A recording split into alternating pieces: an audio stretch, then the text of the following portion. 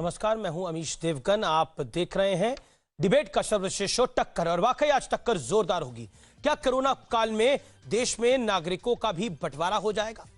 यह सवाल इसलिए खड़ा हो गया है क्योंकि केजरीवाल सरकार ने कहा है कि दिल्ली सरकार के हॉस्पिटल सिर्फ दिल्ली के लोगों का इलाज करेंगे और बाहर वालों का नहीं। हालांकि दिल्ली के एलजी अनिल बैजल ने इस फैसले को पलट दिया है, जिसके बाद सियासी संग्राम छिड़ गया है। आम आदमी पार्टी के मनीष सिसोदिया कह रहे हैं कि टुच्ची और शर्मनाक राजनीति कर रही है बीजेपी एलजी के कंधे से बंदूक चलाकर। लेकिन मेरा सवाल यह है कि आखिरकार क्यों कोरोना काल में ऐसा फैसला लेने की आवश्यकता थी?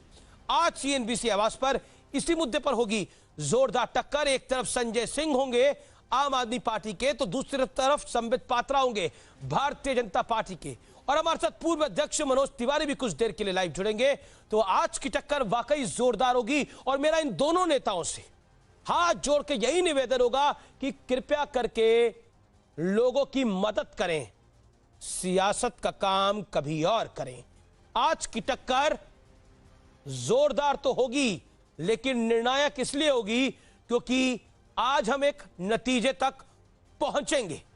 तो टक्कर में आपका अभिनंदन है, जरूर जुड़िए हमारी इस मुहिम के साथ।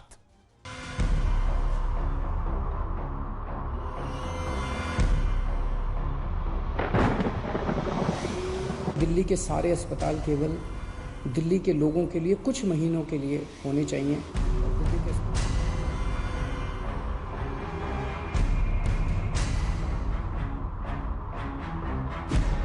क्या कोरोना ने देश को बांट दिया है? अपने ही देश के लोग बाहरी कैसे हो गए?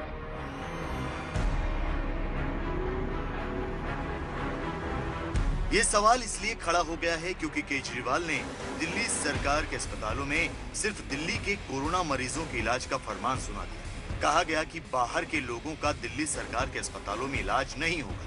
हालांकि दिल्ली के उपराज्यपाल अनिल बैजल ने इस फैसले को पलट दिया,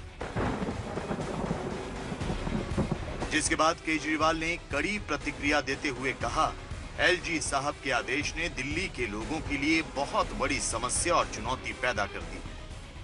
दिल्ली सरकार जब हेल्थ पे ठीक से काम कर रही है तो आप इस तरह की तुच्ची राजनीति करके एलजी पे दबाव डाल डाल के दिल्ली सरकार के ऑर्डर्स को कैंसिल करा रहे हैं। शर्म आनी चाहिए भारतीय जनता पार्टी के नेताओं को।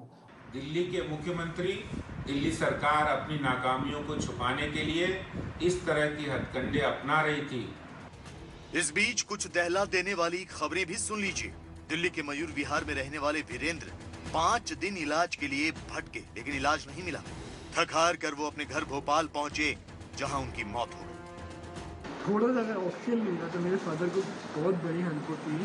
सिर्फ ऑक्सीजन मिल चाहिए था, सर ऑक्सीजन तक किसी ने सपोर्ट नहीं दिया। कोई दिल्ली का कहे दिल्ली के बाहर नहीं आएगा, और बाकी के प्रदेश कह दे कोई दिल्ली का नहीं आएगा, तो क्या स्थिति देश की बनेगी?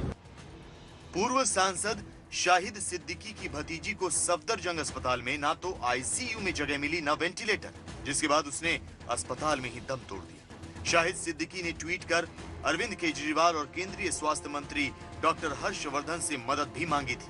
कांग्रेस के दिग्गज नेता और पूर्व मंत्री मनीष तिवारी अपनी पत्नी का कोरोना टेस्ट करवाने के लिए घंटों भटकते रहे। हालांकि गनीमत रही कि इतनी मशक्कत के बाद जब टेस्ट हुआ तो उनकी पत्नी की रिपोर्ट नेगेटिव आई।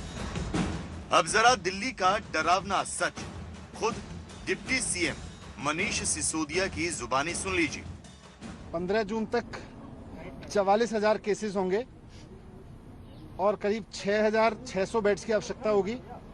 30 जून तक 1 लाख केसेस पहुंच जाएंगे और 15,000 बेड्स की आवश्यकता होगी। 31 जुलाई तक करीब 5.5 लाख केस पहुंच जाएंगे दिल्ली में और उसके लिए करीब 80,000 बेड्स की आवश्यकता होगी। सवाल ये है कि दिल्ली में मौजूदा मरीजों की संख्या भारी पड़ रही है। ऐसे में जो आंकड़े मनीष सिसोदिया बता रहे हैं, अगर वो सही साबित हुए तो दिल्ली इसके लिए तैयार है। सवाल ये भी कि क्या दिल्ली में कोरोना की तैयारियों में कमी रह गई है? आज इसी पर होगी देश की सबसे बड़ी बहस। क्यों सियासत फुल है, आज इसका विश्लेषण भी सुनिए। तैयारी गुल और सियासत फुल होने का विश्लेषण।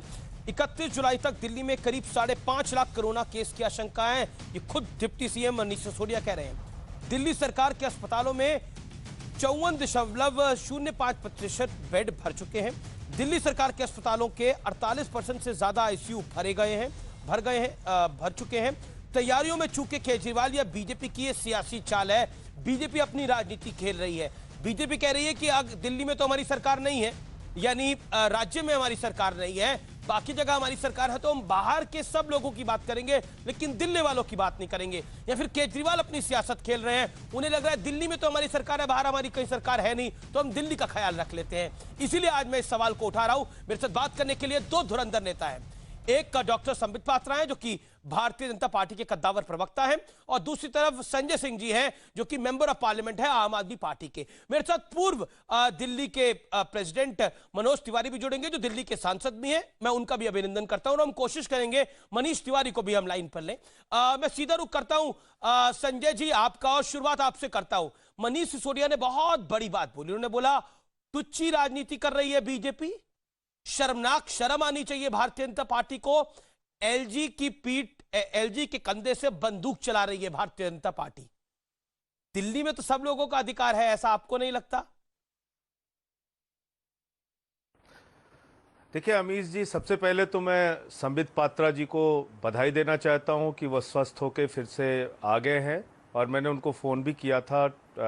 मेरी शुभकामनाएं थी उनके लिए। बहुत अच्छा लग रहा है वो फिर से डिबेट में आए हैं आपके। जहां तक तैयारी गुल शब्द का आपने इस्तेमाल किया, मैं यहीं से बात को शुरुआत करता हूं। हमारी तैयारी वास्तव में गुल है या हमने कुछ किया है? जी, आपने टेस्टिंग का सवाल उठाया, बेड के इंतजाम का सवाल उठाया, शाहिद सिद्दीकी साहब की भतीजी का केस उठाया,